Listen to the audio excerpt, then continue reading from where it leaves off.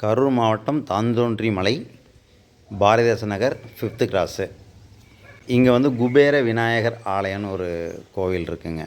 Left சைடில் வந்து வன்னி மரத்தடியில் ஒரு அழகான பிள்ளையார். பார்க்குறதுக்கே அழகாக குட்டியாக நம்ம நேரடியாக நம்ம பேசுகிற மாதிரி ஒரு ஃபீல் இருக்கும் பாருங்களேன். தெளிவான ஒரு சிலை. இது இப்போ தான் சமீபத்தில் தான் வச்சாங்க. இதுக்கு முன்னாடி இந்த சிலை இல்லை. மூலஸ்தானத்துக்கு வலது பக்கம் பார்த்திங்கன்னா அரச மரம், வேப்ப மரம், அதுக்கு அடியில் இன்னொரு பிள்ளையார். இது கோபுரத்தினுடைய காட்சி. சமீபத்தில் கும்பாபிஷேகம் நடந்துச்சு. நல்லா பெயிண்டிங் பண்ணி நல்லா அழகாக இருக்குது பாருங்கள். பூதகணங்கள்,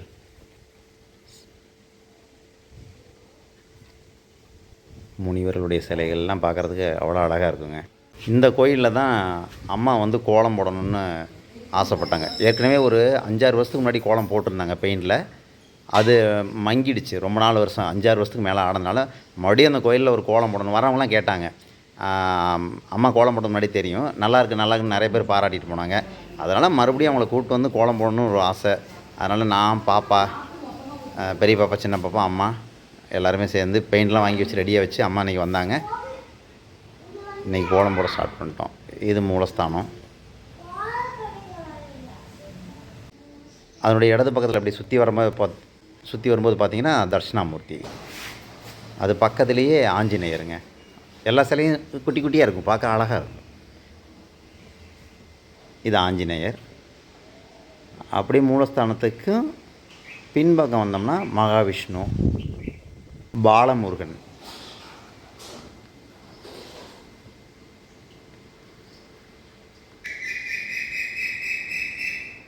மூலஸ்தானத்தில் வலது பக்கத்தில் பார்த்திங்கன்னா விஷ்ணு துர்க்கை அம்மன் இருக்காங்க. நவகிரகங்கள், சனீஸ்வர பகவான், இவர் இவங்க தான் அம்மா. அடிச்சுக்கிறேம்மா. பார்வதி அம்மாள். ஃபஸ்ட்டு சாக் பீஸில் வந்து வரைஞ்சிட்டாங்க. அது மேலே அப்படியே பெயிண்ட் கொடுக்க ஆரம்பித்தோம்.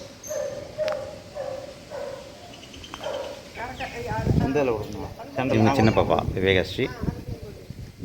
இதை நான் பாரத். அந்த பக்கம் உட்காந்துக்கிறவங்க பெரிய பாப்பா திவ்யஸ்ரீ.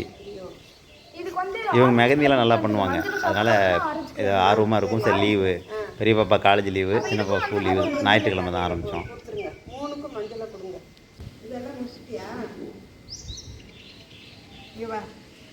எனக்கு பச்சை கலர் மட்டும் ரெடி பண்ணி கொடுத்தீங்கன்னா ஏலக்கி போட்டுடலாம்.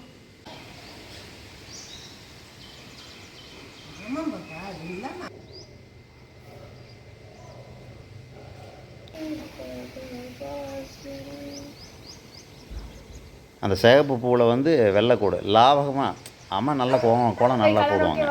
கிராமத்துல எல்லாம் கோலம் போட்டி வச்சாங்கன்னா இப்போவுமே அவங்க ஃபஸ்ட் ப்ரைஸ் அடிக்கிற அளவுக்கு திறமையான ஆள்.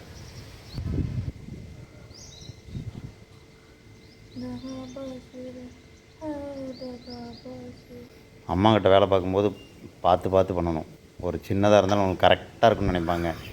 ஒவ்வொன்றுமே மிஸ்டேக் இல்லாமல் பண்ணணும், நானே இருந்து பக்கத்தில் இருந்து பண்ணணும் அப்படிங்கிற மாதிரி அவங்க அவ்வளோ ஸ்ட்ரிக்டாக இருப்பாங்க. எந்த விஷயமும் ஒரு சின்ன பிசுறு தட்டக்கூடாது, சின்ன தவறு நடக்கூடாது, அவ்வளோ கண்டிஷன் ஆனவங்க. அதனால் எல்லாமே பயந்து தான் வேலை பார்த்துட்ருக்கோம் பாருங்கள். கிட்டத்தட்ட 6 மணி நேரம் ஆகிடுச்சிங்க. இது 9 மணிக்கு ஸ்டார்ட் பண்ணோம். 10, 11, 12, 1, 2, 3 மணிக்கு தான் முடிஞ்சது. அவங்க ஒரு டீ கூட ரெடி பண்ணி கொடுக்கல அம்மாவுக்கு. அதுவும் கோச்சிட்டாங்க, ஒரு டீ கூட வாங்கி தள்ளியாடா அப்படின்னு. அது மாதிரி தண்ணி குடிச்சிட்டு முகம்லாம் கொஞ்சம் அப்படியே ஒரு மாதிரி வீக்கம் வர மாதிரி ஆகிடுச்சு. குடிஞ்சிட்டே போட்டுட்டு இருந்தாலும் 6 மணி நேரம் உங்களுக்கு ஒர்க்கு, ஹெவியான ஒர்க்கு.